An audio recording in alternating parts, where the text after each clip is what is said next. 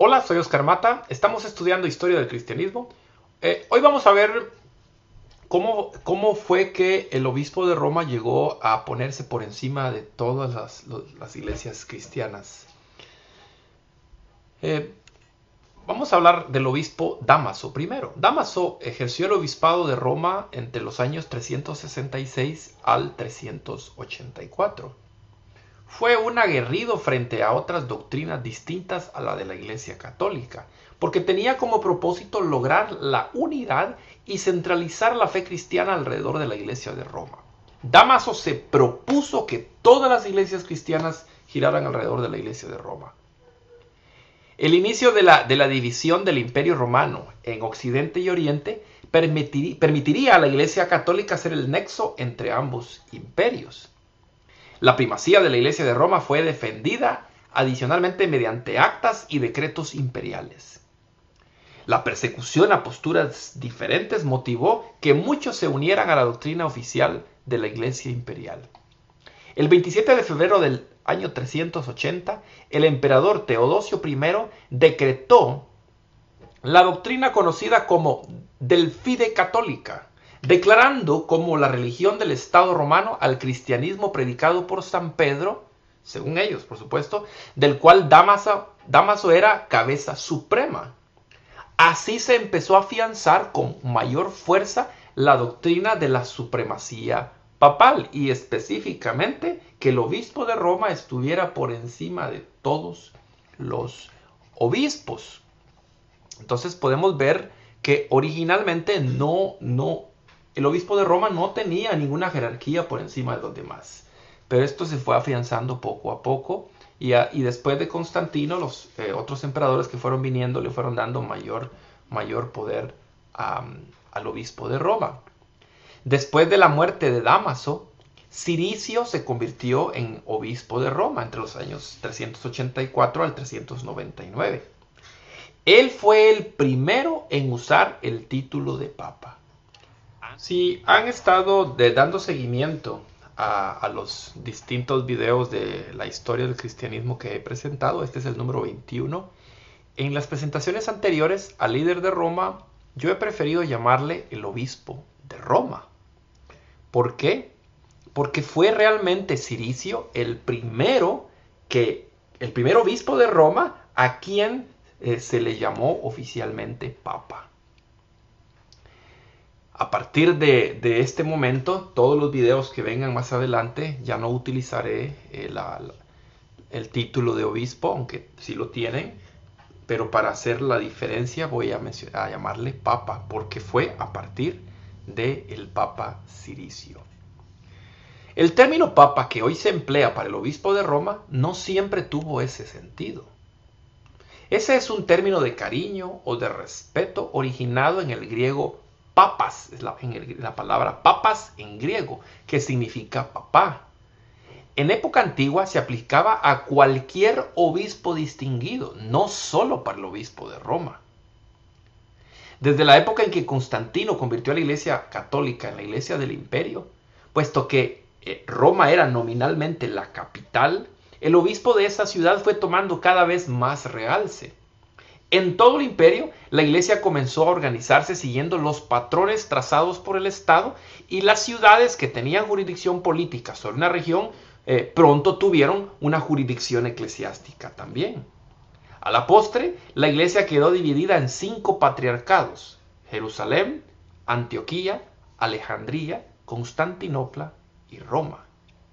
Después de Ciricio se continuó llamando papas a los diversos patriarcas, pero poco a poco fue dejando de usar, este título fue dejado de usar para todos y se concentró exclusivamente en el patriarca de Roma.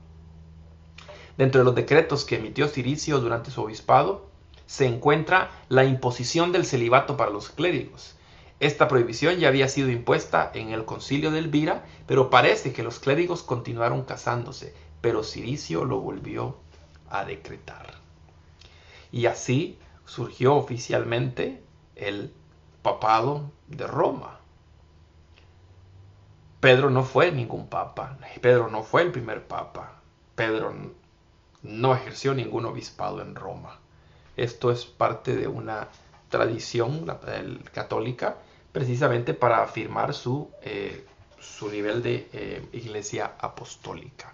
Posteriormente, Agustín de Hipona también escribió con respecto a la autoridad papal y a la supremacía de la iglesia católica. Agustín de Hipona vivió entre los años 354 y el año 430. Desde el año 386, Agustín escribió una gran cantidad de obras que han servido de base para el cristianismo de todos los tiempos. Dentro de sus obras se encuentran la inmortalidad del alma, el libre albedrío, la utilidad de la fe, la Trinidad, la sucesión apostólica de Pedro, que es también el credo de que Pedro fue el primer papa, y Agustín vino a reafirmarlo.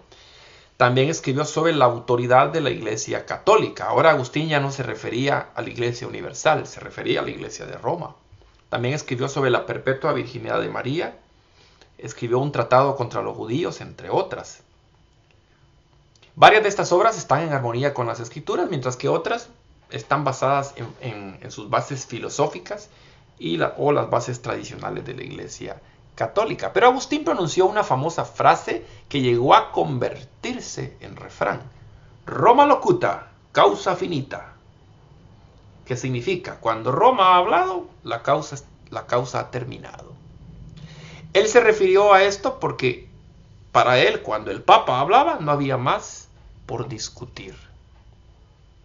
Entonces, los distintos escritores, ya después de Agustín también, fueron forjando la idea de la supremacía papal y la supremacía de la Iglesia de Roma sobre el resto de iglesias cristianas. El tiempo avanzó y cada papa fue tratando de establecer la supremacía papal. Vamos a hablar de León I el Grande, quien ejerció el papado del 440 al 461. Aquí ya llegamos al siglo V. Él fue el primer papa en gozar del poder universal, pues sus sucesores no tuvieron todo el poderío que éste ostentó. Su autoridad universal se agrandó debido a que en Italia y buena parte de Europa occidental se encontraban sumidas en el caos, por lo que el papado llenó el vacío de autoridad. León aseguró que la autoridad del obispo de Roma sobre toda la iglesia era parte del plan de Dios. El título de máximo pontífice era el cargo más honorable de la religión pagana de Roma, quien actuaba como el puente entre los dioses y los hombres. Los emperadores romanos recibieron este título hasta el año 382. En vista de la autoridad que León reclamó para sí, también se autoatribuyó el título de máximo pontífice. Así, el título pagano recayó sobre el Papa. Es interesante porque hoy se le llama máximo pontífice o el sumo pontífice al Papa, pero realmente este título originalmente lo ostentaban los paganos. Y el Papa León I el Grande se autoatribuyó este antiguo título pagano para sí.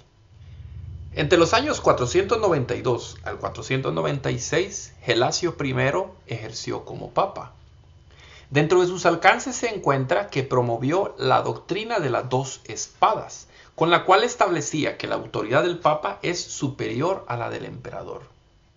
Y en el año 536, Silverio fue nombrado como papa bajo elección influenciada por el rey ostrogodo Teodato. Ya aquí el Imperio Romano había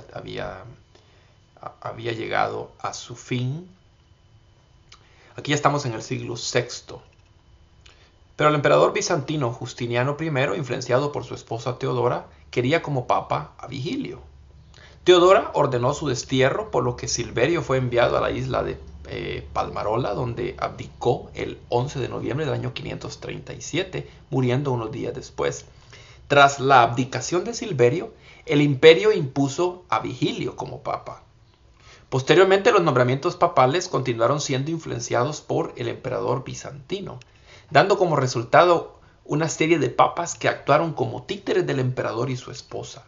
De hecho, se acostumbraba que los emperadores de Constantinopla dieran su aprobación al papa electo antes que pudiera ser consagrado.